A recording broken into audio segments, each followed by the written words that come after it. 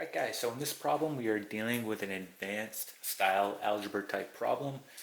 So let's go ahead and read the word problem and then we'll talk about how you would set this up. So again, this is something you may see on a test such as the SAT or something in that nature.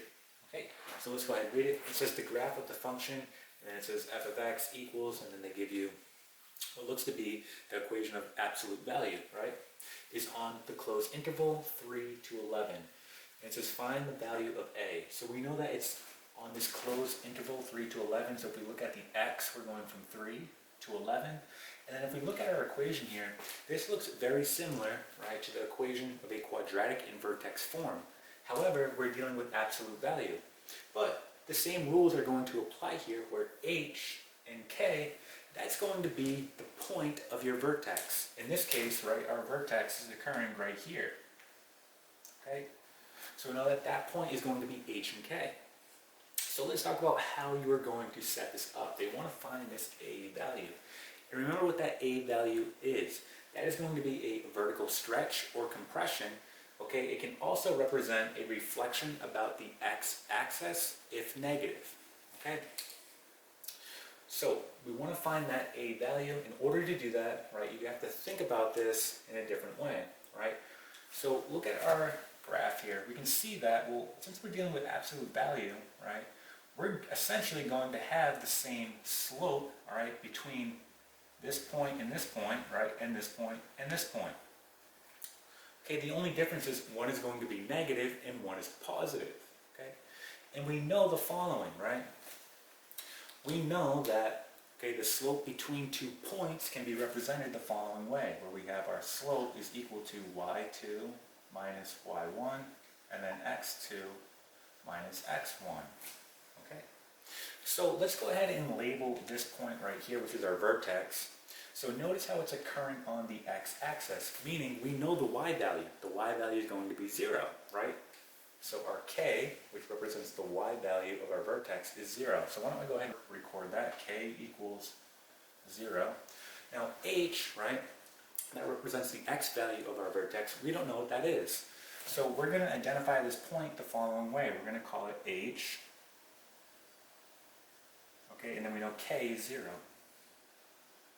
So h comma 0. All right, now let's think about what we need to do next. So we know, all right, the slope between 2 points. So if I find the slope between this point and the vertex and this point and the vertex, I set them equal to each other, right? And I just make one of them negative, they will be equal, and I can solve for this missing value here, h. All right, and then I can go back and plug it in to find a. All right, so let's show how we're going to do this. So I'm going to start with this point right here, right? We have 3, 1, and what I'm going to do here, I'm going to call this guy x1, y1. So we'll call it x1, y1, okay? Our vertex we're going to call x2, y2. So we'll call this x2, y2. And again, this point we're going to call x1, y1, okay? So we're going to start with this slope right here first, right? So again, we have our equation here for the slope between 2 points. So essentially what I'm going to do here is y2 minus y1, which is going to be 0 minus 1, right? So let's go ahead and do this. So we're going to do y2, which is going to be 0, minus y1, which is 1, x2, which is h, and x1, which is 3, okay? Now, I'm going to set this equal to the other slope that we're going to find here between these 2 points. However, in order for it to be equal, I'm going to have to make this negative, right? Because look at my slope. It's naturally going to be negative. So if I put another negative here on the outside, it will make it positive, like this slope here, okay? So let's go ahead and find this one now. So we're going to do y2, which is, again, 0, minus my y1, which is 3.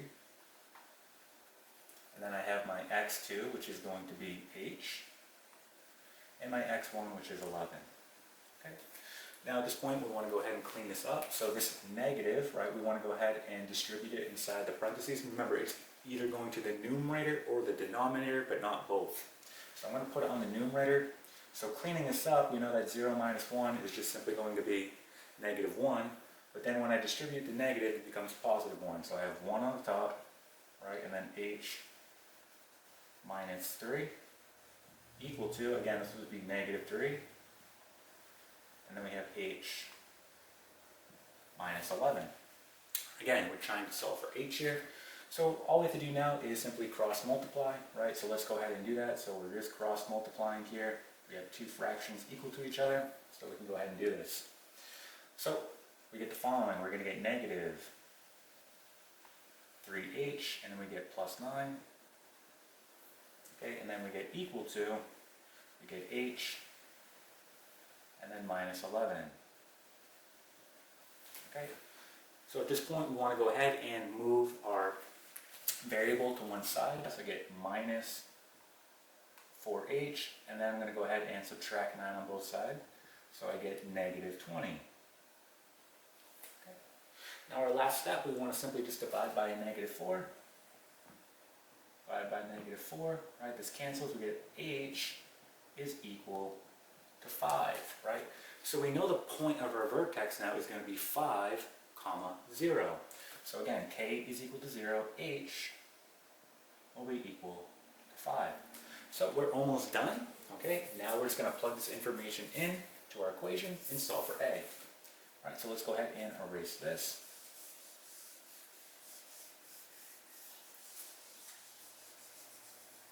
And plugging this in. Now we know f of x is really just like y.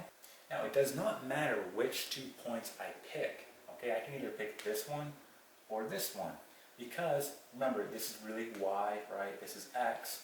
It's simply just telling us this x and y is a point in which it's passing through. So I can either pick this one or this one, it doesn't matter. I'm still going to get the same answer when I solve for a. I'm just going to go ahead and pick this one since the numbers are a little bit smaller. All right, so let's go ahead and do that. So f of x we know is really going to be y, so we just have 1. And we have equal to, right? And we'll have a, that's what we're solving for. X, which is going to be 3, minus 5, because we found h, right? And then we know k is simply just 0, okay? So solving this, we get the following. We get 1 equal to, this becomes a negative 2. Take the absolute value of negative 2, it's positive 2, so 2a. And then just plus 0, so we don't have to write that. Divide by 2. And we can find here that a is equal to a half, right? So here is our final answer. And if you wanted to go ahead and write the equation, okay, of the function, we could go ahead and do that as well, where we're going to have f of x equal to, here's my a, so a half, right? And then absolute value, we have x, and then minus 5. And then we know k is just going to be plus 0, so we don't have to write it. Here's the equation of our function, right? But again, this is what they're asking for. A is equal to a half. All right, and that is it.